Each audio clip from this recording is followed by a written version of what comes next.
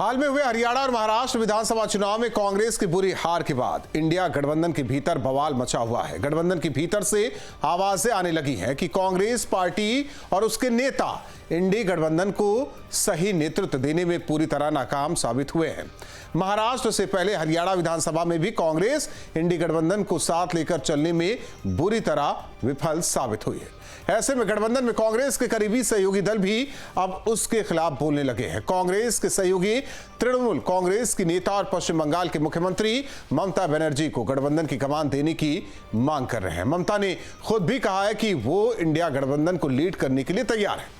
इसी कड़ी में बिहार में आरजेडी के मुखिया लालू यादव ने भी कह दिया कि ममता को कमान सौंप देना चाहिए। यूपी में समाजवादी पार्टी के बाद बिहार में लालू यादव ने भी कांग्रेस पर सवाल खड़े किए हैं। वैसे इंडिया गठबंधन में सबसे बड़ी पार्टी कांग्रेस है। मल्लिकार्जुन खड़गे उसके अध्यक्ष है, लेकिन राहुल गांधी को पार्टी का नेता माना जाता है। ऐसे में सभी नेता के बयान को सीधे राहुल गांधी पर हमला माना जा रहा है। इतना ही नहीं, अगले साल बिहार में विधानसभा चुनाव है। ऐसे में लालू के इस बयान के कई माने निकाले जा रहे हैं। दो टूक में करेंगे चर्चा, पहले सुनते हैं बयान।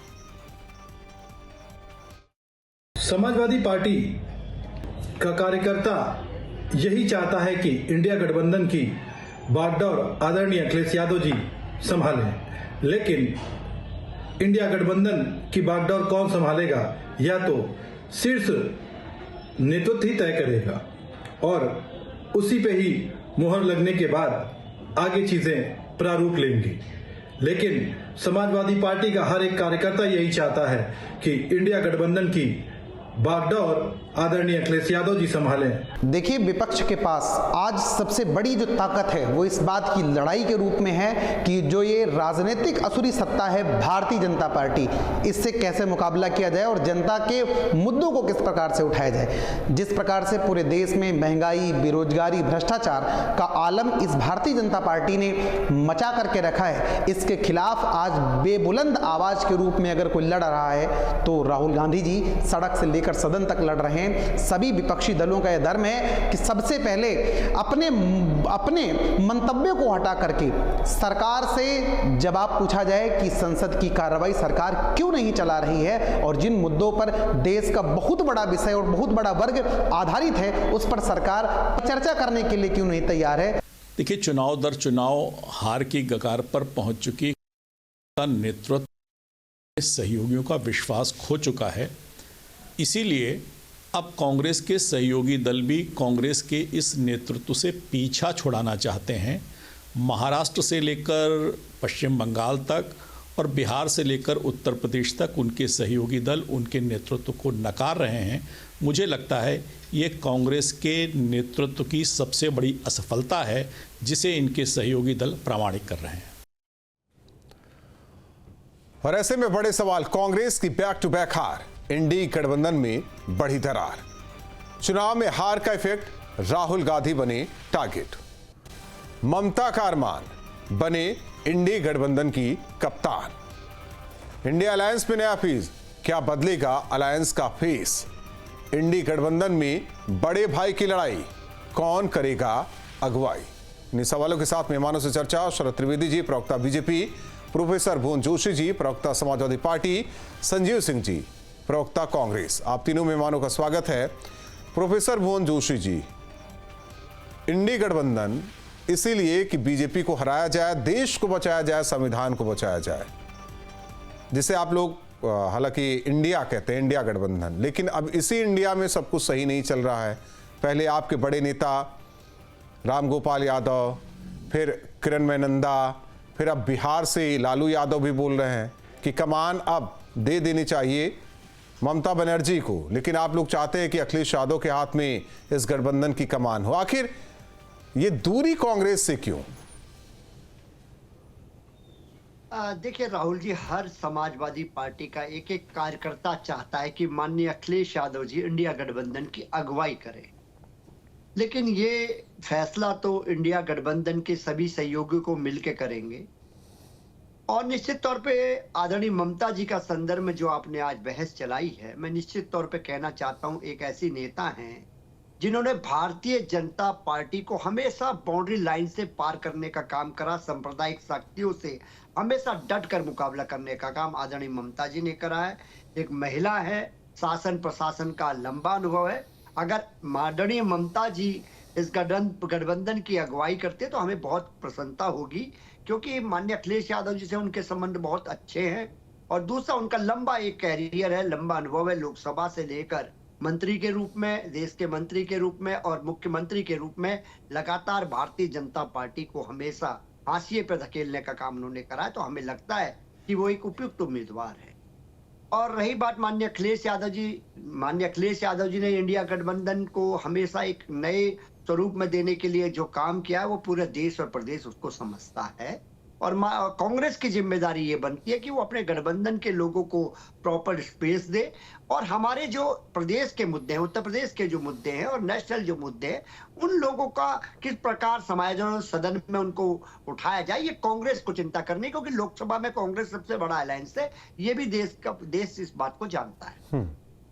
ये बात सही है कि मनभेद नहीं है, लेकिन मतभेद जरूर है। संजीव सिंह जी, सवाल अब कांग्रेस पर खड़े हो रहे हैं, क्योंकि बड़े भाई की भूमिका में अभी तक आप लोग, और यही कहा जा रहा है कि साथ नहीं मिल रहा है, इसलिए कमान किसी और को सौंप दी जाए।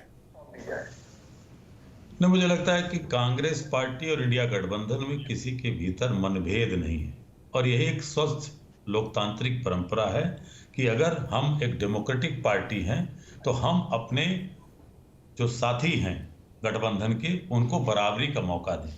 इससे सुनहरा मौका तो मुझे लगता है कि किस एनडीए में आपको देखने को भी नहीं मिलता होगा। और दूसरी तरफ भारतीय जनता पार्टी एक नए सिगुफे को लेकर के इस चर्चा को लाई इस डिबेट में, क्योंकि भाजपा नहीं चाहती कि संसद में जो शीतकालीन सत्र चल रहा है उसमें गौतम अडानी मोडानी के महाघोटाले पे चर्चा हो, गिरती अर्थव्यवस्था पे चर्चा हो, बढ़ती महंगाई पे चर्चा हो, बेरोजगारी पे चर्चा हो, 20 महीने से जलते मणिपुर पे चर्चा हो, संभल पे चर्चा हो। तो इसलिए इन सब चीजों से कभी जारसोरस की बात को लेकर के आते हैं, वहां टाटा फिस हो जाते हैं, कभी मीडिया पार्ट की बात लेकर के आते हैं, मीडिया पार्ट झूठा साबित कर देता है। बिल्कुल जब संसद में इस बात पे मुद्दा नहीं, और इसी को लेकर के आज तो सबसे बड़ी एकता देखने को मिली राहुल जी कि पूरा इंडिया गठबंधन आज उपराष्ट्रपति के खिलाफ आपने देखा कि अविश्वास प्रस्ताव लाने जा रहा है। और ये हिंदुस्तान की राजनीति का दुर्भाग्य है। इसके पहले समाजवादी पार्टी की नेता माननीय जया बहादुर जी के आपने देखा था इस तरह दुर्व्यवहार किया था, धनखड़ साहब ने पूरा इंडिया गठबंधन खिलाफ पे खड़ा हुआ था, वो फिर होने जा रहा है। तो भाजपा इसको छिपाना चाहती है, गोदी मीडिया इसको छिपाना चाहती है। इसलिए हम इसको चर्चा में ला रहे हैं कि आज क्या इस देश में लोकतांत्रिक व्यवस्था, सदन में जो राज्यसभा हमारे देश का उच्च सदन माना जाता है, कितनी शर्मनाक स्थिति है कि 72 साल के इतिहास में आप देखिए कि 2 बार उपराष्ट्रपति के खिलाफ अविश्वास प्रस्ताव लाया जा रहा है। तो मुद्दा ये है, मुद्दा ये नहीं है। बिल्कुल है, हमारे साथी समाजवादी पार्टी कह रहे थे बिल्कुल अपने नेता को बड़ा नेता मानेंगे, हम अपने नेता को बड़ा नेता मानेंगे, तृणमूल के नेता को लोग उसके कार्यकर्ता बड़ा नेता मानेंगे, इसी तरह शरद पवार जी के पार्टी के कार्यकर्ता उनको अपने बड़ा नेता मानेंगे। इसमें कौन सी बुराई है? लेकिन हमारे महागठबंधन के लोगों को तय करना है, बुराई नहीं है कि लालू का कहना, अगर कहना होता तो वो कहते हैं हमारे बेटे को दे दीजिए, वही चलाएगा, संयोजक वही बनेंगे। उन्होंने ममता का नाम ले लिया, समाजवादी पार्टी से भी कहा गया, दूसरे दलों से भी कहा गया, ऐसा नहीं है। लेकिन एक चीज जो आप भी कह रहे हैं ना कि जब आप सदन तक ले जा रहे हैं ये बात, लोकसभा और राज्यसभा, देखिए लोकसभा में भी अखिलेश यादव चाहते थे कि संभल का मुद्दा उठे और राज्यसभा में भी चाहते थे, रामगोपाल ने मुद्दा उठाया, लेकिन वो साथ कांग्रेस का नहीं मिला। इसीलिए ये आप कह रहे हैं कि मैं बार बार कह रहा हूं कि मैंने बोला मनभेद नहीं है लेकिन मतभेद है, इसी बात का जिक्र किया था मैंने कि इससे खूबसूरत मजबूती क्या देखने को मिलेगी कि चाहे कांग्रेस पार्टी हो, चाहे समाजवादी पार्टी हो, चाहे आम आदमी पार्टी हो, सब एक साथ खड़े हैं कि जिस तरह से पक्षपात देश के उपराष्ट्रपति, राज्यसभा के सभापति कर रहे हैं, उसको लेकर के ये क्या शर्मनाक नहीं इस देश के लोकतंत्र के लिए? कुछ सदन में लोग एक साथ खड़े कि साहब हमारी बात नहीं सुनी जा रही है, तो ये तो बहुत छोटी बातें हैं। ठीक है, आपके लिए छोटी बात होगी ना। अब उनसे पूछिए जो जिन्होंने इस गठबंधन का सपना देखा, उसे साकार करने की कोशिश कर रहे हैं, उनके सपनों की बात। लेकिन शरद त्रिवेदी जी, हालांकि आपका विषय नहीं है, लेकिन आपकी पार्टी को, आप लोगों को भी निशाने पर लिया जाता है। ये तो एक तरीके से कहा जाए कि लालू के मुंह से कहलवा दिया गया, रामगोपाल यादव के मुंह से कहलवा दिया गया, किरण नंदा के मुंह से आप लोगों ने कहलवा दिया। राहुल जी देखिए, पहले तो यह है कि ये कोई विचारधारा का गठबंधन नहीं था, ये स्वार्थ का गठबंधन था। ये जितने दिन चल गया यही बहुत बड़ा है, अपने आप में एक अचीवमेंट है। बहुत बड़ी इन्होंने एक मिसाल दी है कि साहब हम इतनी दिन या इतनी दूर तक साथ चल सके। आप देखें कि पिछले चुनाव में किस तरह इन्होंने ये गठबंधन हुआ था, उसके बाद उसका क्या हश्र हुआ। उससे बाद जो उससे पहले आप देखें कि चाचा भतीजे का गठबंधन हुआ, फिर वो टूट गया, फिर बुआ बबुआ का वो टूट गया, लड़कों का हुआ वो टूट गया, फिर लड़के दोबारा आए। उसके बाद लोकसभा चुनाव के बाद इन्होंने गठबंधन करने की कोशिश करी मध्य प्रदेश में, तो उन्होंने एक ने कहा अखिलेश वखिलेश, दूसरे ने कहा ये चिरकुट नेता। उसके बाद इन्होंने कांग्रेस ने उनको मध्य प्रदेश से बाहर किया और हरियाणा से उनको बाहर किया। इन्होंने उनको उत्तर प्रदेश से अब की बार जो 9 सीटें थी उस पर इन्होंने उत्तर प्रदेश में पहले तो ये कि देखिए ये इनका गठबंधन, ये किसको टिकट देना चाहते हैं वो इनकी मर्जी है, लेकिन इन्होंने पहले तो ये अनाउंस किया कि 6 सीटों पे हम लड़ेंगे और बाकी सीटों पे जो है हम बात करेंगे। उसके बाद और वो भी बिना पूछे बिना आपस में समझौता किए। उसके बाद इन्होंने कहा 2 सीटें हम उनको देंगे, फिर उन्होंने 2 सीटों पे और अनाउंस किया, इनका और हम 2 इनको जो बची वो इनको दे देंगे, फिर पता चला वो भी खत्म हो गई। और उस पे जो जिस तरह का राय साहब जो इनके प्रदेश अध्यक्ष है उन्होंने जो टिप्पणी की वो सबको पता है। उसके बाद महाराष्ट्र में समाजवादी पार्टी को कांग्रेस ने वहां से बाहर कर दिया। उत्तर प्रदेश से सपा ने कांग्रेस को पूरा सफा कर दिया। अब ये है कि इनको ये पता चल गया है कि साहब कांग्रेस भविष्य नहीं है, तो अब ये ममता दीदी के साथ जा रहे हैं। पहले जब ममता दीदी कन्वीनर बनना चाहती थी, किस तरह उनका अपमान किया गया, उनको मीटिंग में नहीं बुलाया गया। जब राहुल जी की पदयात्रा चल रही थी तो जब बंगाल के थ्रू उनको जाना था, उन्होंने ममता दीदी को ये तक सूचना नहीं दी थी कि वो कहां से उनकी रथ यात्रा निकल रही है। तो ये सारी चीजें जो हैं वो धीमे धीमे कहीं ना कहीं हिट करती हैं, कहीं ना कहीं विपक्ष के जो विपक्ष का ये भी कहना है हम तो एक दूसरे को इज्जत भी देते हैं, एनडीए वाले कहां देते हैं।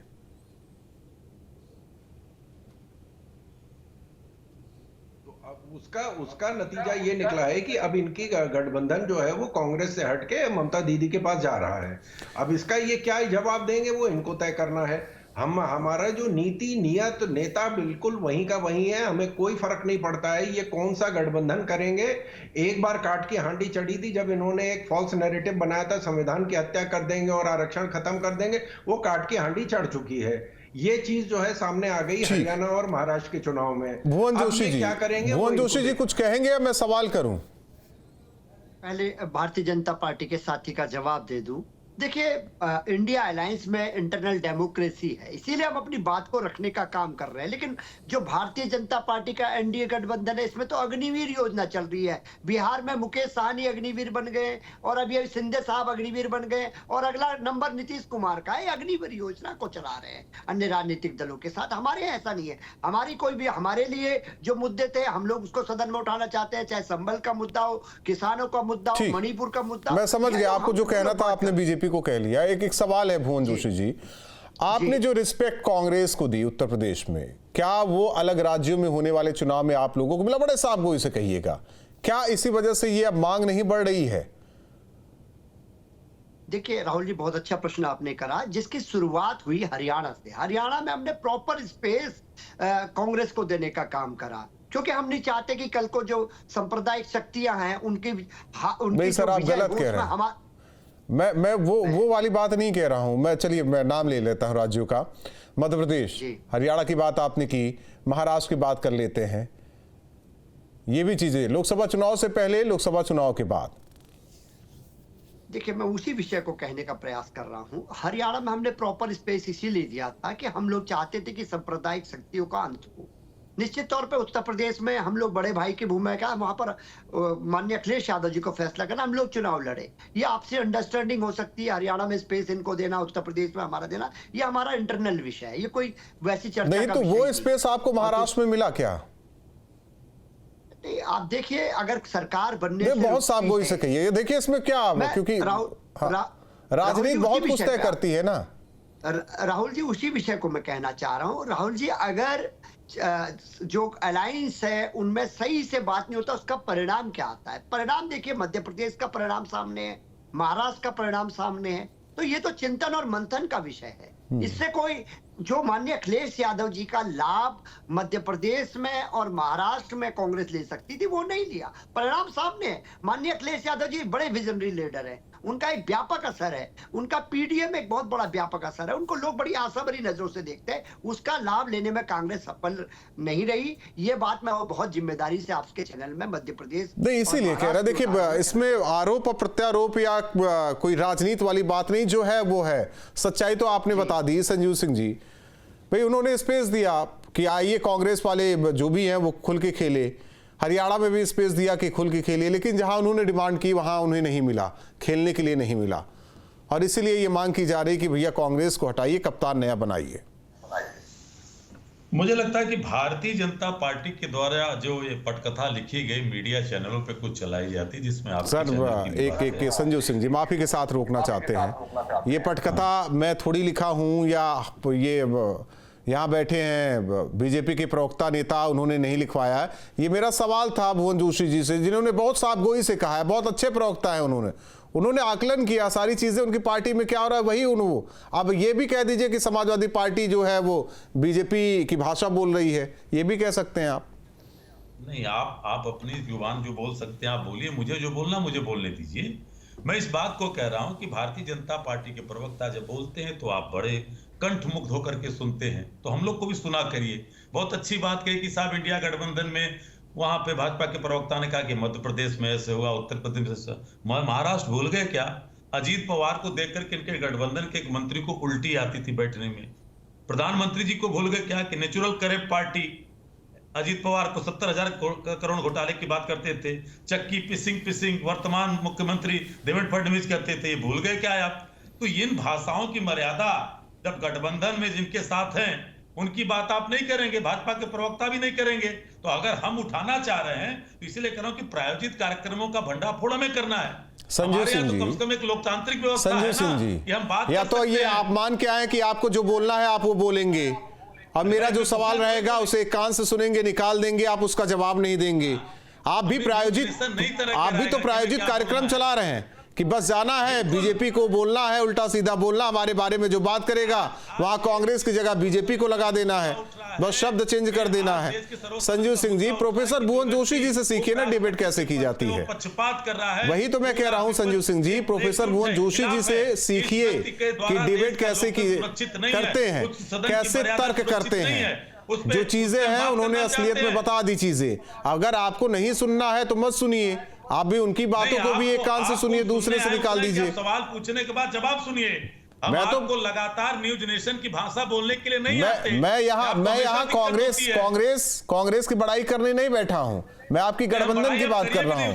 ठीक है, अगर आप लोग नकारे जा रहे हैं, आपके नेता नकारे जा रहे हैं, तो मैं समझ सकता हूं पीड़ा, मैं इस पीड़ा को, इस दुख दर्द को समझ सकता हूं कि आपके नेता नकारे जा रहे हैं। बस कहने के लिए संयोजक में कौन है और चला कौन रहा है ये भी सब जानते हैं। संजीव सिंह जी, यही स्थिति है, ऐसे नहीं हार हो रही है। और इतना भी नहीं, मैं तो यहां तक कहता हूं जोशी जी, मैं यहां तक कहता हूं कि इस उपचुनाव में आप लोगों को कांग्रेस का साथ नहीं मिला है, यह भी आप लोग अच्छी तरीके से जानते हैं, यह भी सच्चाई है। नहीं मिलेगा। शरद त्रिवेदी जी, हालांकि मैं बार बार कह रहा हूं विषय आपका नहीं है, लेकिन ये तो राजनीति है। ये अगली चाल क्या होगी? वाकई ममता बनर्जी के आने से आप लोग बैकफुट पर चले जाएंगे क्या? कल को इस गठबंधन की कमान उनके हाथों में। राहुल जी, देखिए, मुझे एक गुरुदत्त जी का गाना याद आता है कि देखी जमाने की यारी, बिछड़े सभी बारी बारी। तो ये जितने भी जो ठगबंधन में थे, जो ठगों की एक रीति होती है कि जब लूट हो जाती है उसके बाद झगड़ा होता है। यहाँ तो अभी सत्ता के कहीं इर्द गिर्द भी नहीं है, उसके बाद उससे पहले ही झगड़ा शुरू हो गया है। और क्योंकि ये एक सेकुलर जो वोट है या इनका जो कोर वोटर है, उसको बचाने के लिए इनके पास अब कोई जरिया नहीं रह गया है। उत्तर प्रदेश, मध्य प्रदेश, राजस्थान, महाराष्ट्र, यहाँ से जो सबसे बड़े बड़े राज्य थे, जो सबसे ज्यादा सांसद या विधायक भेजते हैं, वो सारे राज्य में ये सब निपट चुके हैं। अब ममता दीदी अकेली बची हैं जिनके पास इनको कोई उम्मीद की किरण दिख रही है। राहुल जी जो है उनको सरे से नकार दिया है। जब उनके अपनों ने नकार दिया है, जब वो पदयात्रा में निकले थे तो आधे उनके विधायक उनको और सांसद उनको छोड़ गए थे। तो इनको ये नहीं, पता चल गया मैं कांग्रेस को अलग करता हूं इस गठबंधन में। अगर क्षेत्रीय दल तमाम क्षेत्रीय दल आपसे लड़ाई लड़ते हैं तो नुकसान तो आपका भी है, क्योंकि उत्तर प्रदेश में भी देखा गया है, 24 में भी। नहीं राहुल जी, देखिए उत्तर प्रदेश में जो इन्होंने प्रयोग किया था झूठ के ऊपर, सिर्फ 2 राज्यों में, मध्य प्रदेश, उत्तर प्रदेश और महाराष्ट्र, इन दोनों राज्यों में जनता ने जवाब दे दिया है। 9 में से 7 सीटें भारतीय जनता पार्टी और एनडीए गठबंधन को मिली है। महाराष्ट्र में क्या मतलब पूरा विनाश हो गया विपक्ष का। तो इनको ये पता चल गया है कि जो इन्होंने कालाकारी, अगर आप महाराष्ट्र की बात करेंगे तो झारखंड की भी बात होगी वहां। अब गांठ की हांडी नहीं चढ़ेगी। तो वो फूल क्यों नहीं झारखंड में खिल गया जो महाराष्ट्र में खिला? नहीं देखिए, हमने कुछ गलतियां की हैं या कुछ कमी रह गई थी, उसका विश्लेषण हो रहा है। आगे से वहां भी नहीं होगा। ये विश्लेषण उत्तर प्रदेश में हुआ था, वहां देख लिया आपने। भुवन जोशी जी, देखिए यही तो कहते हैं ना साहब, गोई से अगर मान लेते हैं कि गलतियां हुई हैं, विश्लेषण हो रहा है, लेकिन कुछ पार्टी के नेता तो मानने के लिए तैयार ही नहीं। देखिए मुझे लगता है हमारे भारतीय जनता पार्टी के प्रवक्ता साथी को अब दृष्टि दोष हो गया है। उत्तर प्रदेश में 37 सांसदों वाली पार्टी और 33 सांसदों वाली पार्टी, और उत्तर प्रदेश में अपनी बड़ाई कर रहे हैं। अरे आप कहाँ खड़े हो साहब? और दूसरी बात मैं आपसे कहना चाहता हूँ, ये मोदी मैजिक की बात आप करते हैं। मोदी मैजिक झारखंड में बंद हो गया, पंजाब में बंद हो गया और अब पश्चिम बंगाल में बंद हो गया। अरे कम से कम ये भी तो देश के हिस्से हैं। यहाँ कहाँ गया आपका मोदी मैजिक? अरे आप एक महाराष्ट्र जीते हैं, बाकी जगह तो आपकी जमीन खत्म हो गई है। निश्चित तौर पे जो लड़ाई है वो बड़ी है, बेरोजगारी की, महंगाई की। निश्चित तौर पे आज देखिए, आज उत्तर प्रदेश के परिप्रेक्ष्य में कहना चाहता हूँ, आज देखिए वहाँ स्कूलों का क्या हाल हो गया। आज स्कूलों की बदतर स्थिति, शिक्षा में कितने बच्चे वंचित हो गए, आज उसका रिकॉर्ड आया। जोशी जी माफी के साथ रोकना चाहता हूँ। देखिए ये मुद्दे हैं, बड़ा विषय, ये मुद्दे हैं, लेकिन विपक्ष एक साथ होकर जब सवाल करेगा ना, तब मजबूरी हो जाएगी सरकार की कि जवाब दे। लेकिन आप लोग तो पहले एक होकर सवाल तो कीजिए, सबके अलग अलग सवाल हैं। राहुल जी मैं आपका बड़ा सम्मान करता हूं, लेकिन ये बड़ा चिंता का विषय है। मैं भी तो कह रहा हूं चिंता का विषय है। विपक्ष एक होकर सवाल करे तो सरकार की मजबूरी होगी। आज बच्चे स्कूल की आम जो उनकी जरूरत की चीज है उससे दूर हो गए। आज रिकॉर्ड निकला है, सरकारी आंकड़ा निकला है। ये किस तरह का? लेकिन सवाल करेगा कौन भुवन जोशी जी? सरकार से सवाल करेगा कौन? देखिए हम लोग उत्तर प्रदेश में बड़ी मजबूत स्थिति में बैठे हैं। देश की 3रे नंबर की पार्टी है। सड़क से सदन तक अगर कोई लड़ रहा है तो माननीय अखिलेश यादव जी लड़ रहे हैं, समाजवादी पार्टी लड़ रही है।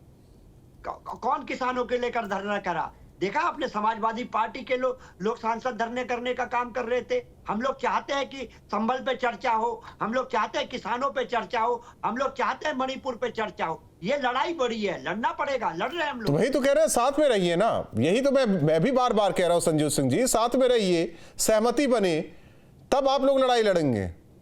साथ में ही तो हैं, राज्यसभा में साथ दिखाया ना। जो अभी भुवन जी बहुत अच्छी बात कर रहे थे कि जो मुद्दे तो हम लोग के इंडिया गठबंधन के मुद्दे हैं, लेकिन उपसभापति जी सुनना ही नहीं चाहते, पक्षपात करते हैं, पूरी मर्यादाओं को तार तार कर रहे हैं। इसीलिए तो अविश्वास प्रस्ताव लाया गया। और भारतीय जनता पार्टी इस मुद्दे को दूसरी तरफ ले जाना चाहती है, कहीं जारसोरस की तरफ ले जाना चाहती है। अरे भाई, जो गौतम अडानी केन्या के कोर्ट ताली बजा रही है, उनको वहां से उनका प्रोजेक्ट कैंसिल होने पे आपने देखा जापान में क्या हुआ, एक बड़ा हिस्सेदार उनका निकल गया। श्रीलंका में क्या हुआ, बांग्लादेश में क्या हुआ, अमेरिका में जिस व्यक्ति को वारंट मतलब जारी किया गया है उसके बावजूद बचाने। अब तो ये तय करना पड़ेगा शरद जी को कि क्या भारतीय जनता पार्टी का नाम गौतम जनता पार्टी हो गया है क्या? बताइए। देखिए इस तरीके से बहस कर रहे हैं ना, मैं जो कह रहा हूं, आपने संभल वाला मुद्दा उठाया था क्या राज्यसभा में?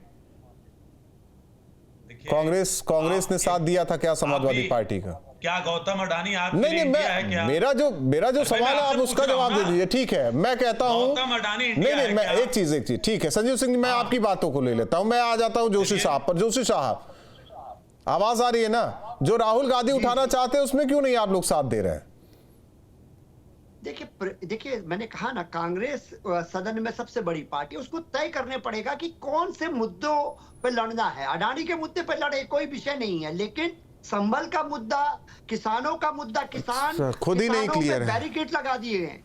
ये मुद्दे भी कहीं ना कहीं आज बहुत प्रभावी मुद्दे हैं। शरद त्रिवेदी जी, खुद क्लियर नहीं है गठबंधन के लोग और आप लोग बहस नहीं करना चाह रहे हैं। देखिए, हम तो खुद इनसे पूछ रहे हैं कि 4 राज्य जिनके ऊपर ये जो तथाकथित आरोप लगाया गया है अमेरिका से, और वो भी एक ऐसे संगठन ने लगाया जिसकी पोल पहले ही कल परसों खुल चुकी है, तो अगर ऐसी बात है तो कम से कम विपक्ष को ये खुल के सामने आना चाहिए कि साहब डीएमके ने क्या किया, क्योंकि एक तमिलनाडु है, एक आंध्रा है, एक कर्नाटक है और एक छत्तीसगढ़ है और एक उड़ीसा है, तो ये तो सारे विपक्ष के थे। इनको बताना चाहिए कि इन्होंने क्या साठगांठ इनकी हुई अडानी जी के साथ, कौन सा गठबंधन हुआ अडानी जी के साथ। एमएमटीसी की मोनोपोली खत्म करी थी कांग्रेस ने, जिसके बाद अडानी ने कहा कि मैं ट्रेडिंग में आया। नहीं, उसकी बात ही नहीं कर रहा हूं, मैं तो कह रहा हूं कि ना संसद में एक है ना इनके मुद्दे एक है, वो अलग जा रहे हैं, वो अलग जा रहे हैं, बाहर आ रहे हैं, कह रहे हैं हम एक है। बहुत बहुत धन्यवाद आप तीनों मेहमानों का हमारे साथ दो टूक में जुड़ने के लिए। एक तरफ जनता कांग्रेस को नकार रही है, अब सहयोगी दल भी नकारने लगे हैं। पहले समाजवादी पार्टी और अब लालू यादव ने भी कांग्रेस पर सवाल खड़े किए। ममता दीदी तैयार है कि इंडिया गठबंधन की कमान उन्हें अगर मिल जाएगी तो इस गठबंधन को वो लीड करेंगी। सोचिए स्थिति कांग्रेस की अभी क्या है। मनभेद नहीं हो सकते लेकिन मतभेद जरूर दिखाई दे रहे हैं। दो टूक में इतना ही।